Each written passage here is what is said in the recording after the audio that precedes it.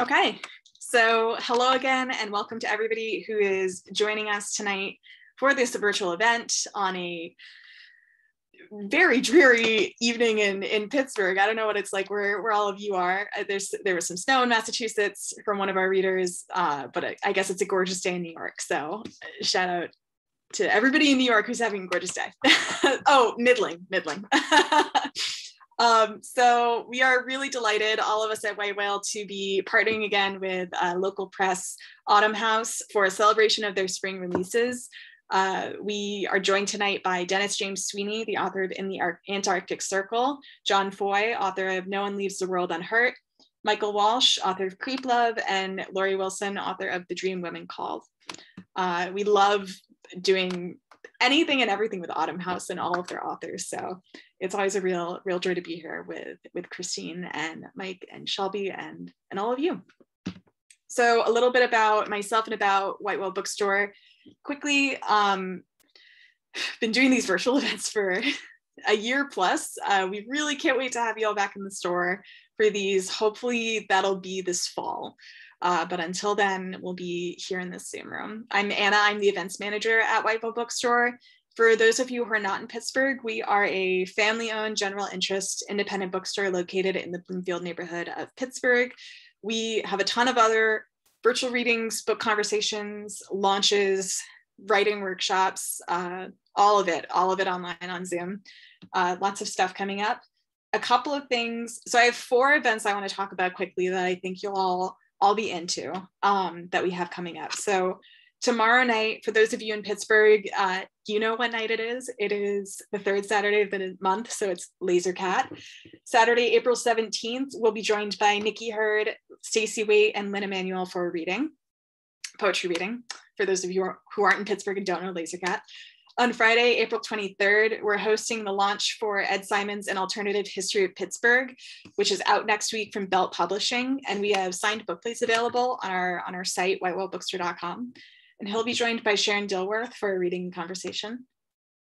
On Saturday, April 24th, we're beginning our next 4-week writing workshop. This one is with Jessica Fishoff, who's the editor and owner of Pank Magazine and a local madwoman for the folks who are part of the Mad Women in the Attic. The workshop is called About Poetry, a crash course and generative workshop on writing and submitting poetry. If you know Jessica, you know this is going to be fantastic. She's one of my favorite people. And also on Saturday, April 24th at 7 p.m., we are delighted to partner with another local press here in Pittsburgh, the University of Pittsburgh Press, for a celebration of their new releases by their writers and poets, Barbara Rass, Denise Duhamel, and Barbara Hamby. So that is all on our website, whitewhalebookstore.com. I'll also send you all an email after the event with the link to buy everybody's books on our website and links to RSVP. So a couple of notes about our Zoom settings. You'll notice that you're all automatically muted and your videos are automatically off. We're going to keep those settings like that for most of the night. There will be a moment at the end of the night for you to turn all of those on and applaud and cheer and congratulate these writers on their work. So stick around for that. The chat in the Zoom meeting is set so that you can all just message me. But if you want to send hellos or nice messages, stuff like that, to the readers, I can send them the log after the event along with the Zoom files. And we do have Zoom's live closed captioning available this evening. So you can find that at the bottom of your screen. There's a CC button and you can toggle the captions on and off by clicking show or hide subtitle, depending on if you want or need them. I'm going to go ahead and read everybody's bios in the order that they're reading tonight. And I'm going to read them all right up front so that it's just poetry from here on out. So, first, I want to tell you a little bit about Autumn House Press. Autumn House Press is a nonprofit literary publisher based in Pittsburgh, Pennsylvania. They publish full-length collections of poetry, fiction, and nonfiction. They believe literature is an affirmation of the deep and elemental range of our human experience, and our need for it is as crucial now as it has ever been. Autumn House is committed to publishing first books and lesser-known authors who will become the important voices of their generation, as well as the prominent writers of our age. They pledge to edit this work with devotion and care and to create beautiful books that are worthy of it. And boy, do they ever. And here are the writers that are joining us here tonight. John Foy's work has been included in the Swallow Anthology of New American Poets, the Best of the Raintown Review, and Rabbit Ears TV Poems. He has published widely in journals including The New Yorker, Poetry, The Hudson Review, The New Criterion, The Village Voice, Parnassus, American Arts Quarterly, Alabama Literary Review, The Dark Horse in Scotland, The Yale Review, Barrow Street, and The Hopkins Review. His poems have appeared online in Literary Matters, Poetry Daily, eVerse Radio, Ducks, Kin, The Nervous Breakdown, Big City Lit, and Angle, an online literary journal in the UK. His essays and reviews have run in Parnassus. Oh, that was repeated. But his essays and literary reviews have run in Parnassus. He holds an MFA from Columbia University and lives with his family in New York, where he works as a senior financial editor. Dennis James Sweeney's poems have appeared in the Bellevue Literary Review, Passages North, Quarterly West, and the New York Times, among others. A small press editor of Entropy and former Fulbright Fellow in Malta, he has an MFA from Oregon State University and a PhD from the University of Denver. Originally from Cincinnati, he lives in Amherst, Massachusetts. Michael Walsh received his BA in English from Knox College and his MFA in Creative and Professional Writing from the University of Minnesota, Twin Cities. His poetry books include The Dirt Riddles, as well as 2 chapbooks, Adam Walking the Garden and Sleepwalks. He's the editor of Queer Nature, a poetry anthology forthcoming from Autumn House. His poems and stories have appeared in journals such as the Alaska Quarterly Review, the Chattahoochee Review, Cimarron Review, Crab Orchard Review, Great River Review, The Journal, North Dakota Quarterly, and Prairie Schooner. He lives in Minneapolis, Minnesota, and works as a curriculum administrator at the University of Minnesota. And last but far from least, local madwoman, Lori Wilson is the author of poetry collections House Where a Woman and The Dream Women Called, both from Autumn House Press. Her poems have appeared in journals such as Southern Poetry Review, Salamander, The Laurel Review, Hayden's Fairy Review, and Cimarron Review, and in various anthologies, including most recently The Crafty Poet, a portable workshop. She's been featured twice on Prosody, the weekly radio program hosted by Jan Beatty and featuring the work of national writers, and has read her poems widely. She holds an MA in economics from Harvard University and an MFA in poetry from Drew University. Pushcart Prize nominee and recipient of the Mid-Atlantic Arts Foundation Creative Fellowship at the Virginia Center for Creative Arts. Wilson teaches a private poetry workshop in affiliation with the Mad Women in the Attic of Carlow University. She lives in Morgantown, West Virginia, where she works as a software developer. So I will turn it over to John, and thank you all again for being here and making this possible.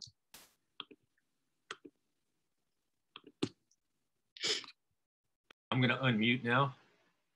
I think I'm unmuted, Anna, right? You're good to go. Okay, thanks. So Anna, thank you for your introductions. And I really want to thank, Christine Stroud and Mike Good at Autumn House Press. I can't imagine 2 better editors to work with and their fine team. So, just at the get-go here, I want to say thank you to them. And it's an honor to be reading here tonight with Dennis and Michael and Lori. I congratulate them on their books. So I'll read from my book, No One Leaves the World Unhurt. The Payment Plan. You too will be officially enrolled in what we've come to call the payment plan. And while it's true this isn't optional, our policyholders will, we think, attest that parity is what we're aiming for. The plan is quite unique in that you pay in the universal currency of pain. Our actuaries first consult the charts and calculate for someone of your age the ratio of grief to be applied based on tribulation indices. And then a consultation is arranged. One of us will come and sit with you to individualize a strategy that fits what we believe you can endure. We have a range of policies we think are competitive in the marketplace of woe. Despite our best advice, some people still ask about the Harvard plan. This plan ensures that all affliction comes immediately and overwhelmingly to guarantee that you're going to shock and soon forget your password and your mother's maiden name. A DNR is included in the plan, and you can choose ahead who pulls the plug. But this is probably not the one for you. We understand that you have a narrative that helps impart some meaning to your life. Well, who would ever think it otherwise? We're open to most every point of view and can contextualize on a sliding scale the waterboard, the billhook, and the drill. Installments every month are preferable. We urge you to avoid delinquency and hope you know that interest will accrue as per the plan on unpaid balances.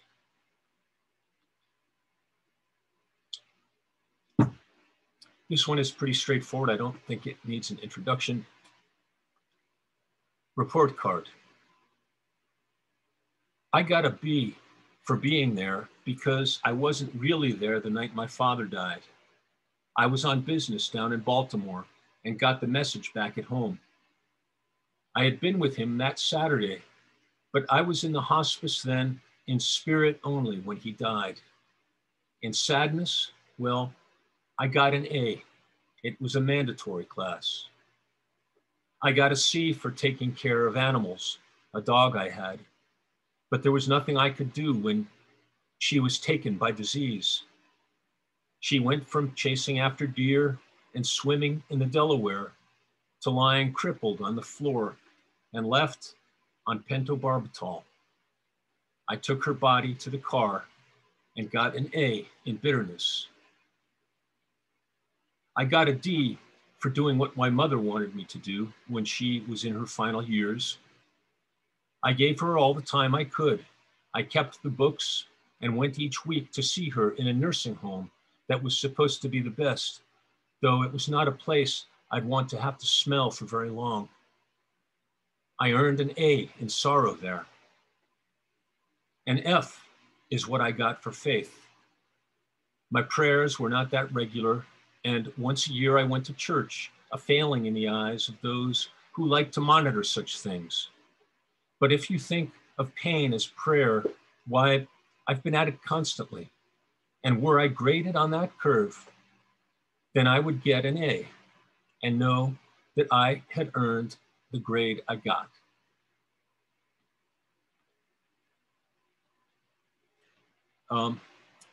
This poem includes a line that gives the title to my book, No One Leaves the World Unhurt. Cup. I don't believe or disbelieve, but think of how we're given to barbarities and what it would have meant to him. A drink of water then, a wooden cup to ease the pain he must have felt, the agony of holding up too long a cross that played his flesh and marked him as a deity along the way of grief he took that day. The thing is, no one leaves the world unhurt. I like to think of him, a stick in hand, scrawling words or something in the dirt that people might or might not understand who come to hear what truth he has to tell, but bring no cup of water from the well.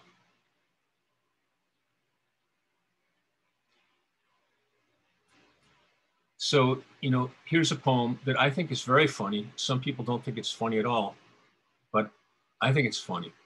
It's dedicated to my old friend, Robert Sandor, The Haunted Mansion. The Haunted Mansion in Long Branch, New Jersey, employed locals with hatchets and wigs to function as psychoneurotic lunatics. For us, Holy Mother of Christ, it was bad. The locals with hatchets, wearing wigs, coming at us down the dark hallways. Oh, sweet Jesus, it was bad. And it didn't help that we were tripping on acid as they came at us down the dark hallways. How bad could it really get? It didn't help that we were tripping on acid, and down you went to the floor in shock. That was how good the bad could get. To think that we had paid for this, and there you were on the floor in shock. That was certainly real enough, but this was what we liked. We paid for it. You'd said back then, I wish that I were me. Now that was real, or it was real enough. Our haunted mansion burned down years ago, and I too wish that I were me and with you again on that pier tonight. But it burned down long ago, the haunted mansion in Long Branch, New Jersey.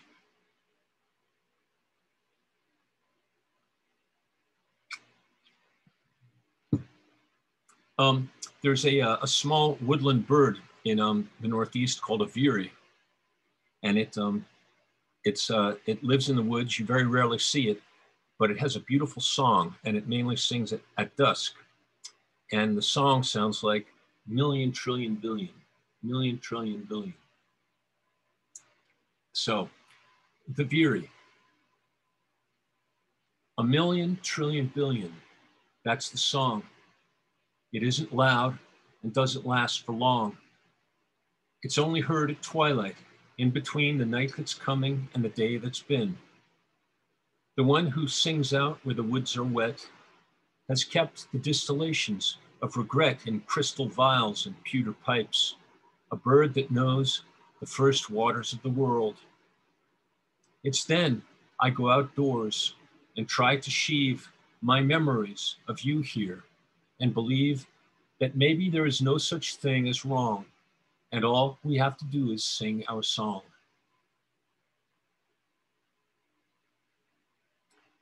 All right, I'll conclude with two poems. This one is a sort of an odd poem. Most of my poems are in forms, and this one too is in a rudimentary form in that it's a list, which is about the crudest, most brutal kind of rhetorical form. It's a list, and it's called Unlocking the Incredible Power of Small Stones. The 7 habits of highly effective people. The 8 traits of likable folk. How to live authentically in Cleveland. Here we go, coming to terms with self-immolation. My lifelong struggle with Sambuca. A grifter's guide to Penn Station. Come home, Pappy, the lost years in South Dakota. The book of neuroplasticity for homeless men. I'm Albanian, how about you? Grandma's cup of quarters, growing old in Vegas. How to talk to very young women in Brooklyn. Burmese meditation for alcoholics. You've got Crohn's disease, now what? 300 ways to lose your job. How not to fall in with harlots and fornicators. St. Anthony and the hermeneutics of masturbation. How old is too old? Ringo Starr's Big Book of Bright Beads. Al Sharpton and the Kama Sutra, The End of History. Donald Trump and the Kama Sutra, The Rebirth of Tragedy. Digital rectal exam, techniques, insights, and epiphanies. How to manage your feelings during wartime. A young woman's guide to gels and ointments. Take it from Gumby, Life Without a Penis. How to meet single mothers in Albuquerque. A libertine in leotards, anatomy of a midlife crisis. Mortuary science, depression, and sexuality. The 98 most dreadful ways to die. Smegma, the medical dictionary for young boys. How to stamp out your old personality. A few drinks after church, Jesus and gin. Cognitive behavioral therapy for Bolivians. Climbing Mount Everest at 95, a short story of hope and personal tragedy. A coward's guide to intramuscular injections. Last call, becoming who you are in a hospice. Why do small Korean gymnasts have to die? Enemas and eremites, colon cleansing in the early Christian church. How to start your own funeral home. A year in Lithuania, my life as a sexual acrobat, how to get along with others in a federal penitentiary, Spanky's Guide to End-of-Life Decisions, unlocking the incredible power of small stones. You know, I'll conclude with a sonnet. This is actually the last poem in my book. I entertained a thought. I entertained a thought the other night that I would say goodbye at last to poetry and start again. How easy life would be without the self-abusive need to write.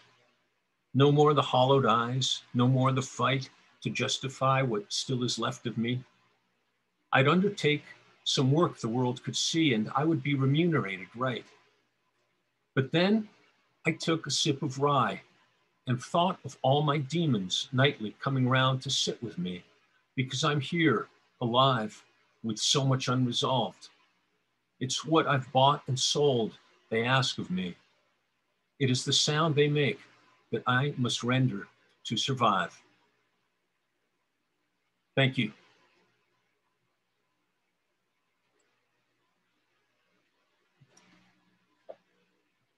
Hello, everyone. I'm looking now at a big picture of my face, and so I'm gonna look at a big picture of y'all and y'all's names. John, that was so amazing. It's really enjoyable to listen to your poems. I'm thinking of how to live authentically in Cleveland. And I'm, always trying to figure out how to live authentically wherever. So I might have to apply that to Amherst now too. My name's Dennis. Hello, and I'm really thankful to be here and to be reading with you, John, Michael, Lori.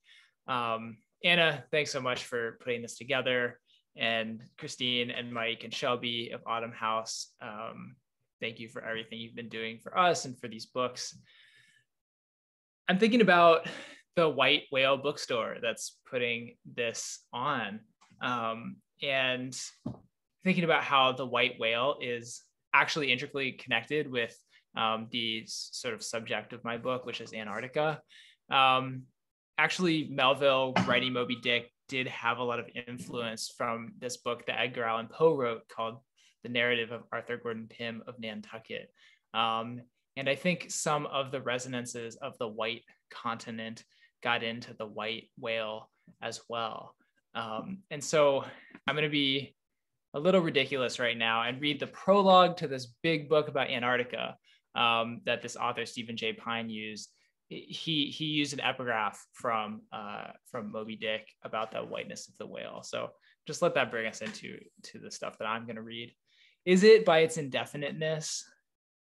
It shadows forth the heartless voids and immensities of the universe, and thus stabs us from behind with the thought of annihilation when beholding the white depths of the Milky Way?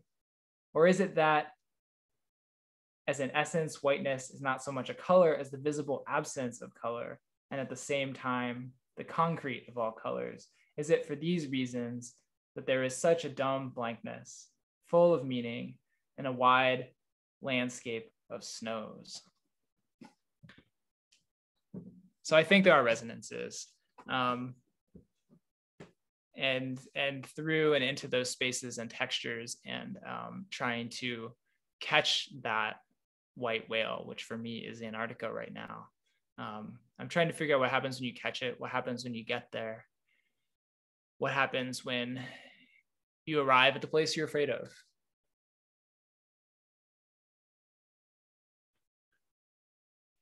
He and I walk through a forest, trees black, leaves red, moon orange and viscous like a yolk in hair.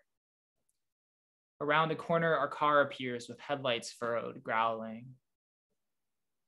At home, we count foodstuffs. Months stretch like limbs into the limbless night. The smell of forest on him freezes under ice, a thin sheet meant to preserve the body, but only halting it. The bed yawns under us. He and I grip fingers.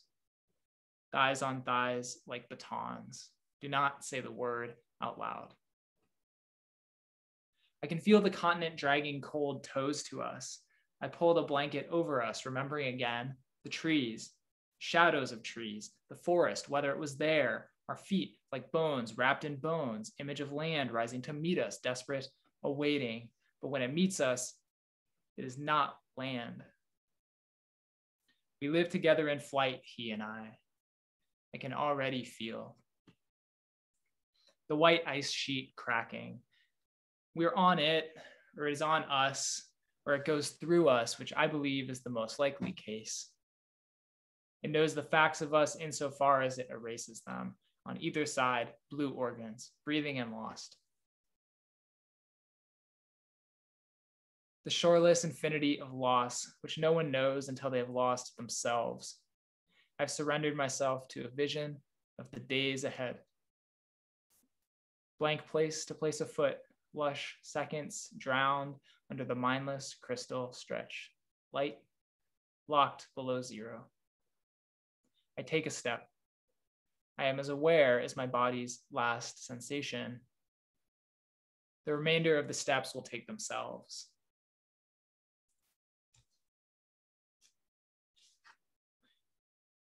"74 degrees, 0 minutes south. 108 degrees, 30 minutes west. Scan the snow for objects of love and wonder. Boil seal meat, stirring with both arms. Keep the bed unmade so that it cannot be forgotten, that each day is a new day under the ever-rising sun. God forbid the sheets keep their creases. God forbid an inch of sanitation tiptoe in. Wrestle your urges to the ground and gut them. The snow outside the front door turns a merciful red.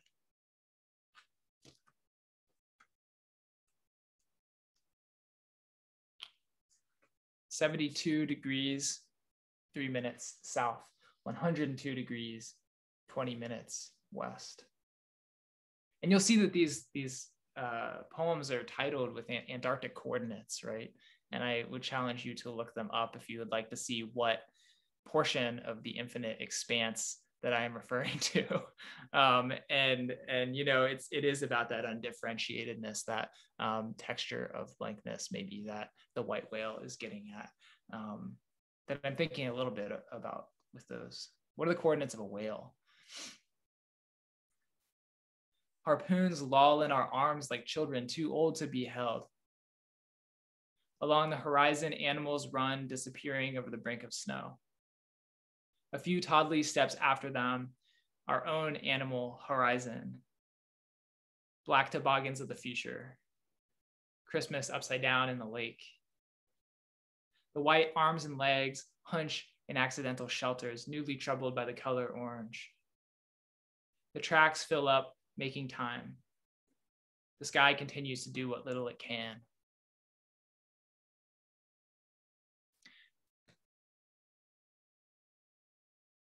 "70 degrees, 40 minutes south.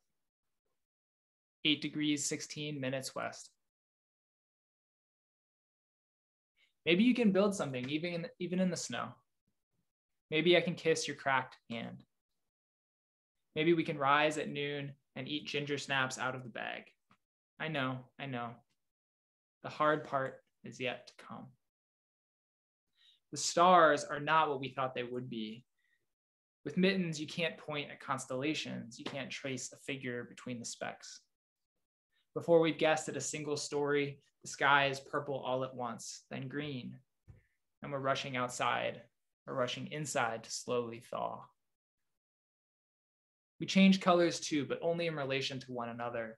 There are some slow truths, biding their time as we make up games to pass the winter. War, skirmish, tear the tissue into tinier and tinier bits. War is what I mean when I say we change color. Blood on the floor, deranged proposals with harpoon held aloft, coffee table without coffee, shrill, numbing light.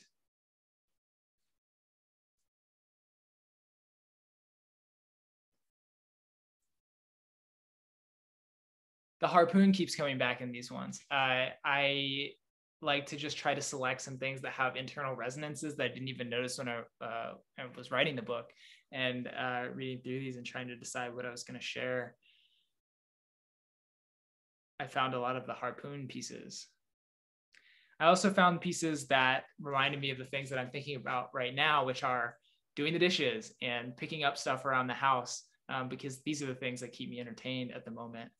And I realize that it's not just at the moment. I've actually been thinking about doing dishes and picking up around the house for a really long time. I don't know. I think I get unnerved by these things somehow, or I just inhabit them. 73 degrees, 30 minutes south, 96 degrees west. Hand over hand, and to benefit of the doubt, we swim through the black cloud of dishes undone and underwear on the bed. But the space is small. No room for triumph when you have to duck it to get out the door. Like hauling an elephant seal into the living room, gutting it, like trying to dwell in its stomach. We could spread its guts on the plaster, paint the walls with blood, but where would that leave us? Under the watchful eye of rotlessness. Permanent art installation, too cold even for a mistake to right itself. The way things are going, I drown myself in ice in a minute, then I'd be stuck free from the passing time. Someday, I dream the ice will melt long enough to support immersion. Some night, the borealis will fall to us.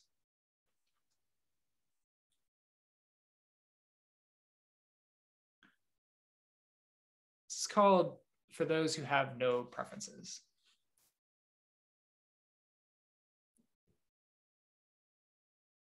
I'm a vestibule for emptiness. I'm a land built on fat promises. I'm a dull paring knife. I am bludgeoning frozen fruit.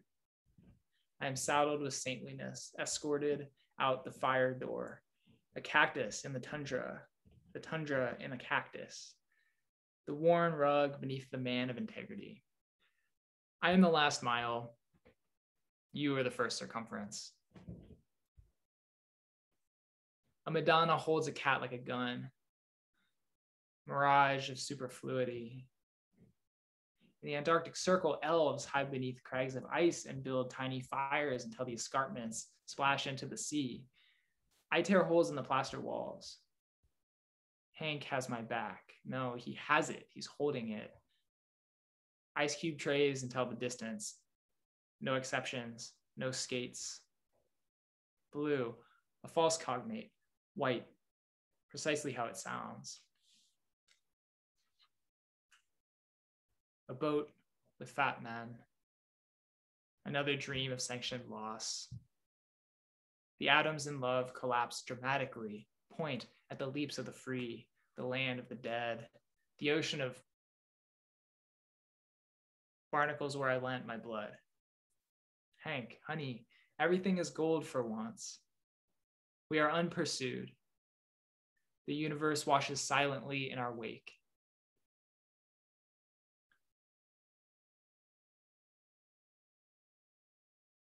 "69 degrees, 22 minutes south. 139 degrees, 1 minute east.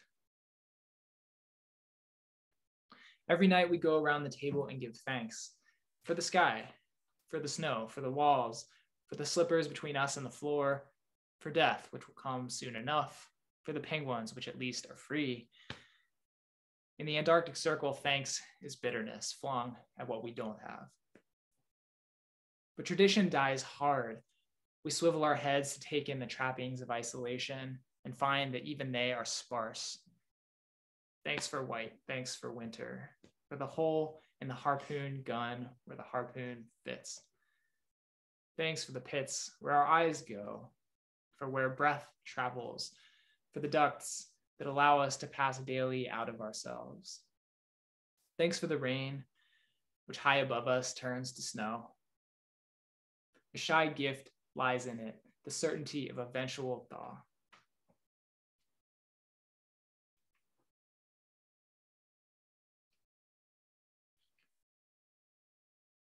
The symbols cry out to us. X's in the eyes, blood-spotted pillow, an eagle's caw, the endless sun, A window cracked from cold. A seal outside it barking. This means the end is near, says Hank. No, it means the end has come and already left.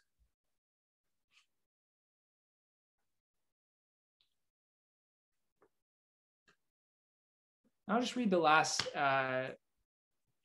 little section of this book. It's very short, and I really appreciate y'all's listening and really appreciate the space that we're in right now.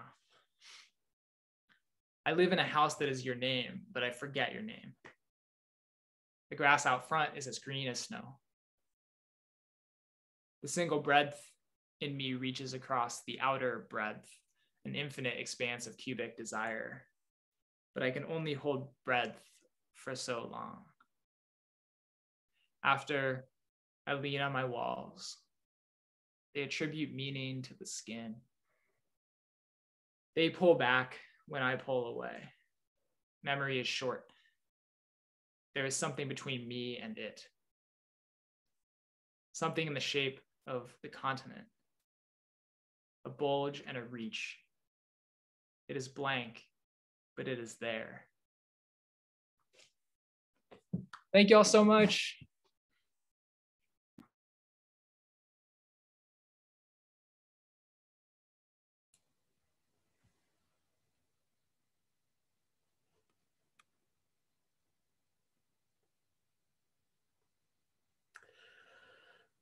Hi, everyone. I'm Michael. I'm so thankful to be reading with everyone tonight. And I'm delighted that Creep Love is out and available for everyone to read. Thank you, Christine and Shelby and Mike, for all the work that went into this book. I'm just delighted. Creep Love is a complicated family story. And I hope that you'll all buy the book and read it. It tells my story, which is really intertwined with my mother and my aunt, both of whom had sons with my father. I'm the oldest of 3 sons. And it's also about my stepfather who raised me. In particular, in terms of my story and how it intertwines with all of this, when I was a 15-year-old closeted queer kid, my stepfather strangled me in a violent altercation that he initiated. And I'm going to start with the poem that opens the book. It's about the strangulation, not the event itself. I'm not going to read that poem, though it exists in the book. But the thing about near-death experiences, which I had during that strangulation, is that most of them involve going into the light, the white light. And that was not the experience that I had. When I looked at NDE groups over the years, they consisted of people who've had a mostly Christian experience, and that wasn't mine. Mine was a dissolution into darkness, and then a return from it. Therefore, I wrote this poem, To the Brightness. Other survivors of near-death experiences have found joy when they think of how they winked off, then on like fireflies, how they flew the warm, safe descent to their waiting chests. But my half-death was dirty. My brain burned into itself, a scar, palm and eye cross-wired into witch, hand as hallucination or secret mouth. No, by now, I have mastered my eyeless familiar, fetch of the lost, its wisdom opposite all brightness. Fuck your pity. Be happily nobody.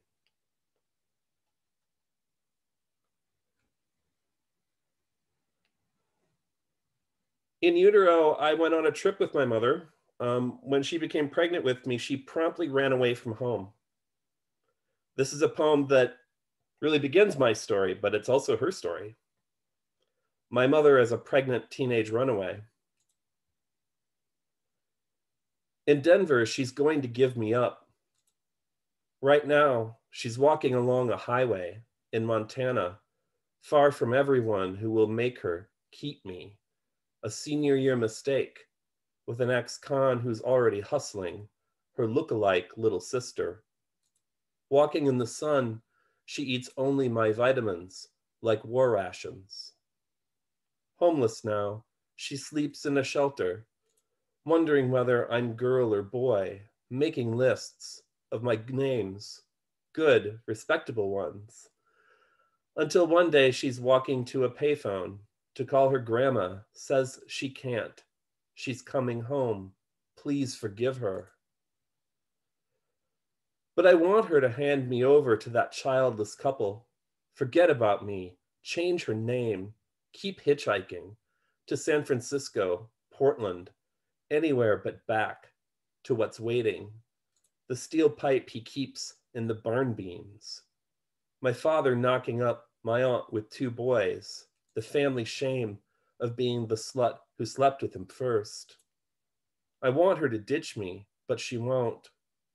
She calls home, no one knowing if she's even alive, locks her cast-off life to mine.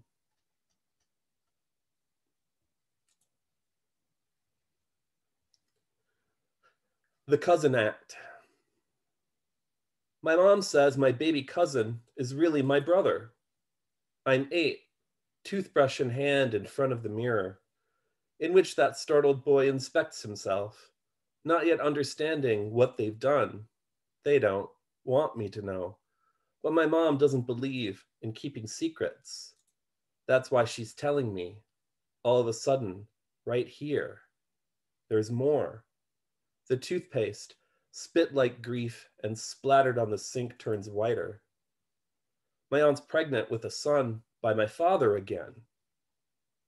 I know he calls from time to time, threatens to kill my mother and me. To tell or not tell the truth is my aunt's choice, but in the meantime, my mother's in trouble for telling me. No one else thinks I should know. I can't say anything when we visit.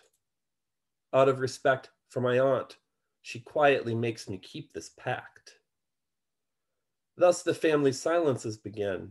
Who really loved who and who didn't? How long it went on under whose nose? How my aunt could have the sons of a man who put my mother through hell?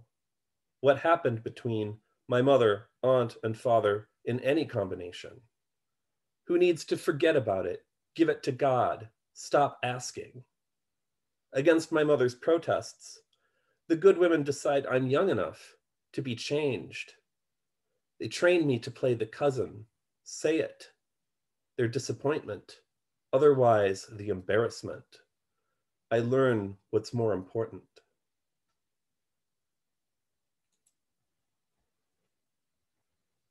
Another thing that distinguishes the Walsh family in the small town of Minnesota where my grandparents are from is the fact that my grandfather is, or was, a lifelong sleepwalker. He had a somatoform disorder, a heritable condition that he passed along. And one thing that that is strange, in addition to other things you've heard about, is that all of the men in the family, his sons, grandsons, were all sleepwalkers as children, and some are sleepwalkers as adults. My uncle, for example, and others in the family. And if you come from a family like this, everyone has stories about each other's sleepwalking experiences or sleepwalking children. You don't necessarily know yourself except by the other stories that people tell about you, the things that you do in the night that you don't know about and wouldn't know about until you wake up. I'm going to read a poem called Sleepwalks. It's not autobiographical, but it's inspired by many, many family stories. Sleepwalks. In search of sleep detectors, he pounds a hammer into walls, waking everyone else. One morning on her desk, a letter her own hand wrote in the German she can't remember how to read. He wakes curled inside the dirt hole his dogs dug as their bed. Sniffing his hair, they growl. Every night, more preposterous claims. Rats scratch inside their wedding rings. Zombies blog their children's growth spurts. Wild bees, she whispers, ear to the motel wall, tongue buzzing against teeth. With a sigh of relief, he pees into the rows of shoes of all his relatives, staying overnight for the holiday. Her camera full of pictures, the same corner of one room. At night she watches the fossil of a ghost float there. In tidy whities, he paces aisles of the corner store, billfold in hand. The clerk rings up another raincoat. As a kid, having had, strange psychological experiences like that, discovering I'd done things in the night or waking up somewhere where I knew I shouldn't be, asleep or having been interrupted, I wasn't a stranger to altered states of consciousness. However, the near-death experience I had was totally unlike anything I could have prepared for. And I'm going to read the poem of the aftermath, The Likely Darkness. The day of the strangulation, I went to the green phone in the barn, wrapped its curling, twisted cord around my wrist, picked up the receiver and rested, my pointer finger on its 0. But I couldn't imagine rescue. More likely, shrink talk. You say you were strangled, and you feel like you died, and a whole different person has, as you say, come back. Who is this person? And the part about surfaces. When you touch a door, nothingness emerges from within it? Would you say you aren't really here? The darkness of that future was what I could see. Asylum time with my father, the attack, the lie, my stepdad saying, I never. On the first and second days, my body still vibrated from the zap of my return. Someone new started settling into the muscles, the heavy collection of bones wanting to drag. Each day for 3 days, the winding bruises darkened, his fingerprints even more clear to people at the lakeshore, the farm next door, the line at the grocery store and gas station, the animal barns at the fair. Look away quickly, the lesson. Each time I touched a door or wall, darkness rolled like a wave, where palm met surface, blinded the mind for a moment, and rippled queasy through my body. That dark I knew. My mother said, I'd been unconscious for a minute, but I'd been gone for months. I commanded my hands to stop, bringing me back there. By the 4th day, the bruises were fading. By the 5th, someone could have said, wrestling rug burn. By the 6th, hickey, and by the 7th, rash.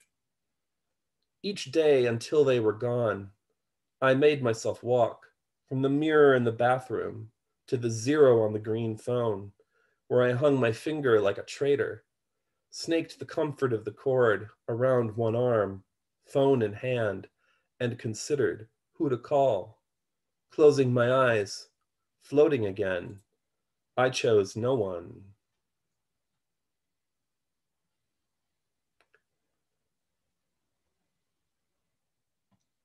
An evening with a sleepwalker in the room. No one knows how long I stood over my mother's sleeping husband, a folded up metal chair in my hands, raised and ready. They woke up together saying, drop it, put it down, put it back, over and over to the dumb white dog of my face.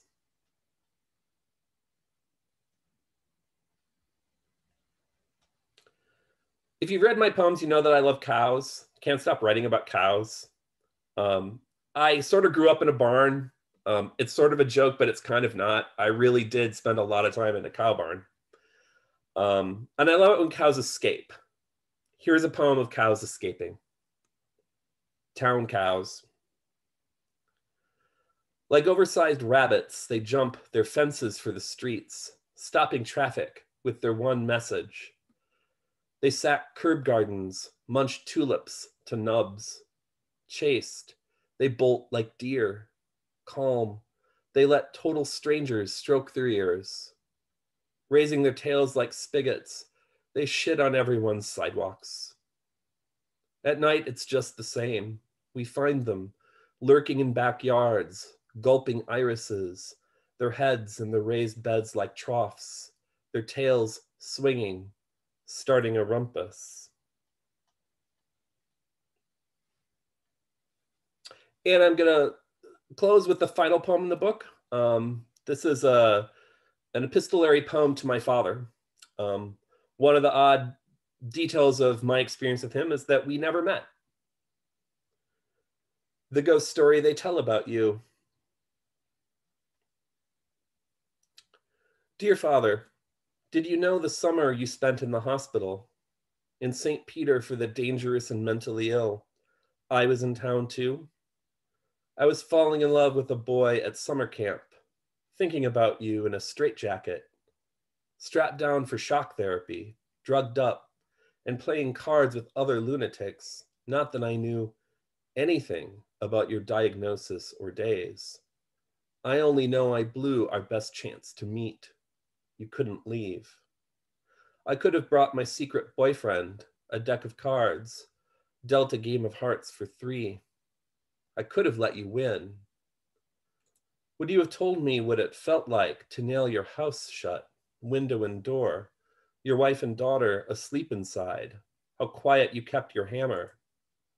And after you started the fire, how you stuck around to watch the show or split, to smoke or pop something in celebration.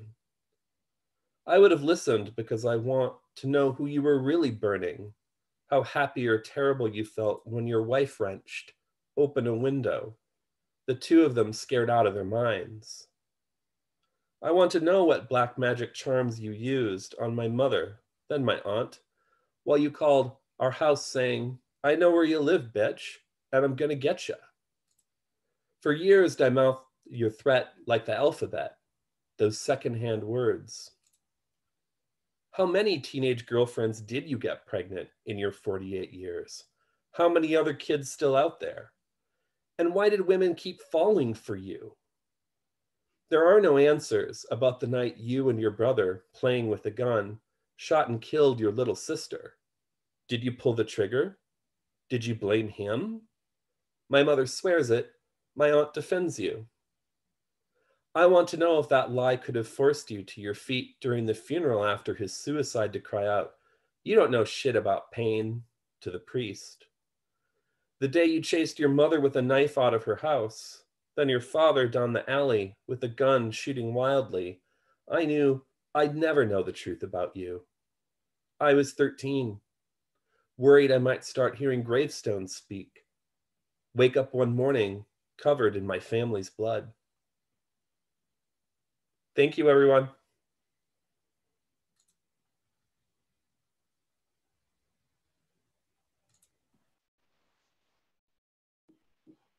Hello, everyone, and thank you for coming to help us celebrate our books, and also to thank you to Christine and the rest of the folks at Autumn House for putting our books out into the world.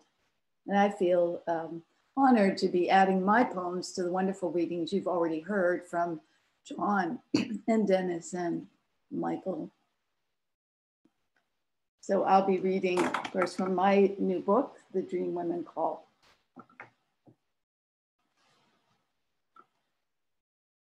I don't remember the stars.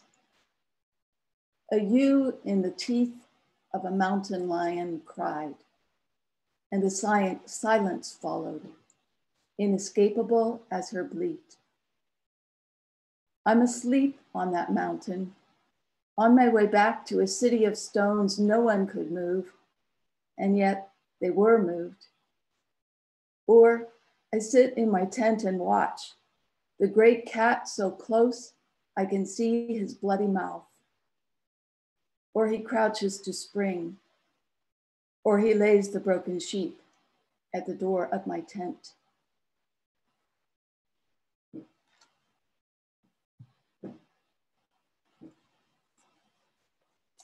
The well. I was born without a meadow. No grouse hid, no red-winged blackbird skimmed a path, no grass lay flattened by wind. If inside me was a well, I didn't know it. I walked on cracking ground, expecting thorns. Rocks cut my feet. I slipped in mud. I ran unsteady, ran in driving rain, in snow, on roads around the cars, the sidewalks icy. Inside me was a well I couldn't find. I had no center, only wobble, rock and catch.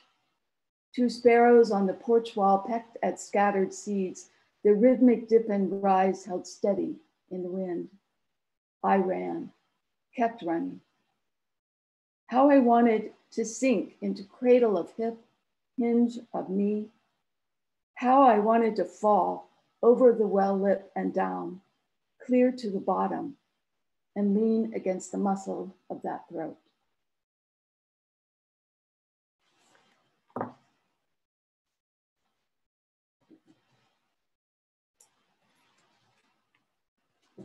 The title of my book comes from this poem.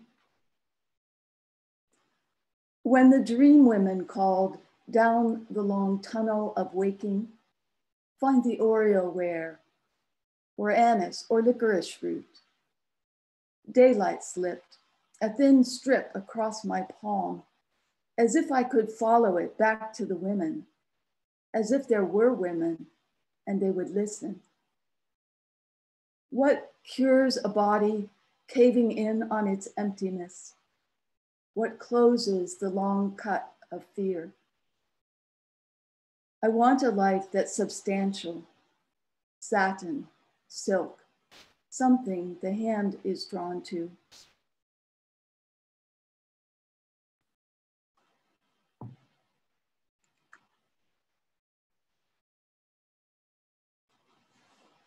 My mother comes to me. When the white fox came, it was August, air shimmered. She watched from the edge of the yard, waited, turned away. If my mother came to me then, I didn't know her. When the waxwings came, it was winter and morning. Sun still low, so it lit the white page on my desk. A letter to me, her writing, dear daughter. Words I could read, still I didn't know her.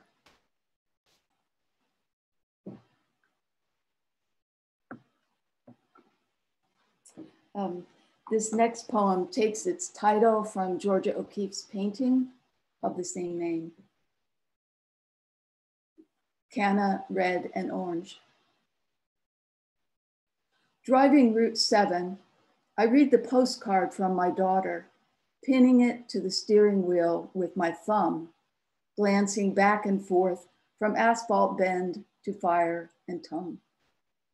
Even this small, O'Keeffe's flower flames and folds, both burn an invitation to descend beyond heat, deep into the center my daughter craves, for which she quit school, for which she combs this wide country she's been crossing.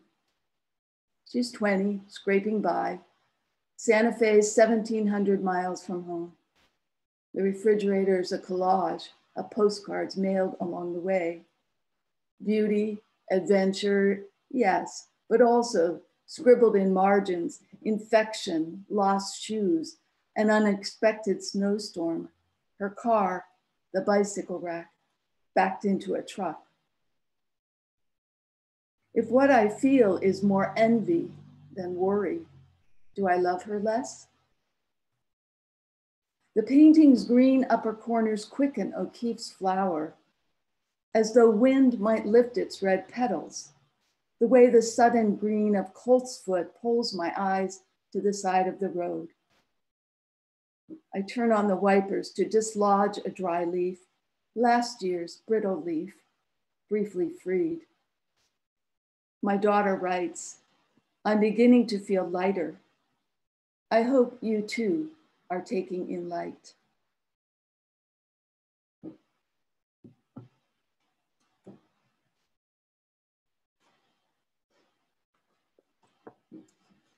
And prayer is one kind of faith. Dear black polished table, last night a bird I'd never heard became a baby's colicky wail. It wasn't the baby's distress pinned me all night to the window, dear black, but the bone-weary mother I wanted to rock. Only I was afraid. And wasn't I once a girl in charge? Dear childhood desk, at least give me that. And then I was lying, and then I stopped speaking, still as August air. And stillness is another kind of faith, an empty kiln-fired jar at the bottom of which might be my name.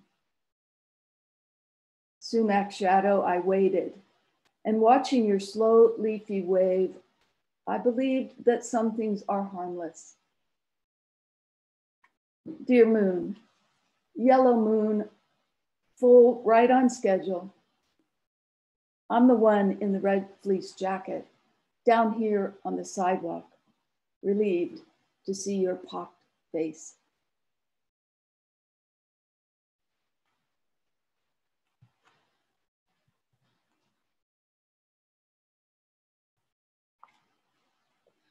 I've seen a generous rain jump the spring when it's flooding the yard. I've seen trout lilies all over the bank, but I'm hungry. Then swallow the stone, bite into the heavy, dependable beam, suck the leaf still curled tight, eat all of it, everything.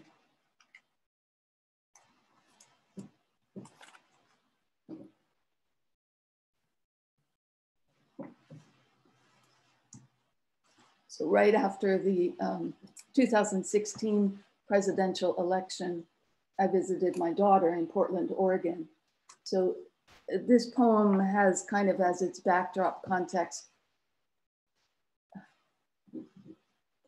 all of that. Refugium, Smith and Bybee Wetlands, 2016. November, and the brightest things my neon blue slicker. I wish I knew if the pulsing in the soggy leaves came from Pacific chorus frogs or bullfrogs. Either way, something other than fear is born in those throats. Downtown, a man gets out of his car, fires a gun at the sky, then another man's leg. The lake's so still, I think nothing's there, until a single duck upends, then another, then one here, two there, diving. Moss climbs ash trees, caged in wire against the beavers. Lichen stripes red alder trunks. Grasses, sedge and rye, green, red, yellow, nearly white, tangle. And the Union Pacific hugs the Columbia River. Boxcars tagged Lost Angel or Anu. Bold colors worth the risk of getting caught spraying paint in the dark. If you do it right, your piece can run for years all across the country. Everything pushes against something, elbows its way, the waterlogged clouds, the lake at the muddy shore. Reed canary crowds the native grass. And this refugium's been dredged, diked, filled, clear-cut, dammed. Downtown, someone smashes a windshield. And I don't know what's wild or tame. I only know the frog song is endless.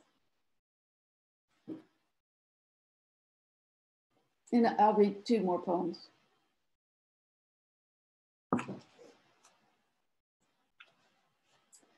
north on the Caperton Trail.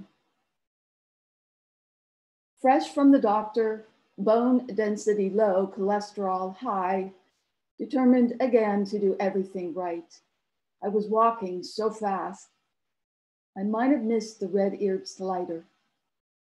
The finely grooved shell, stuck with chips of rock and sand, was camouflage in last year's dry leaves and shielded the hole she was digging.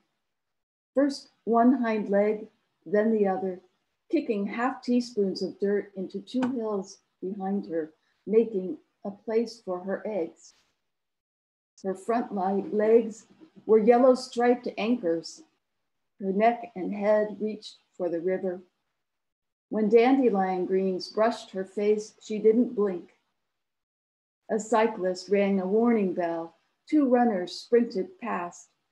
A German shepherd leashed, panted in the heat. She didn't retreat. And I'll tell you, that day I wanted to be unevolved, to know in the body, each cell affirming what I should do. Fear would be irrelevant. Fault and failure, nothing but sounds. I wouldn't care who saw, and I wouldn't need praise or a prize at the end. Only my body's sure quiet as I crawled down the bank and slid into the water.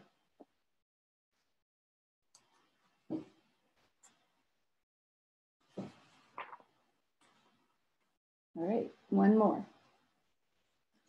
My mother got a lot of things wrong. But when I was a kid and afraid I'd swallow a straight pin, she didn't laugh.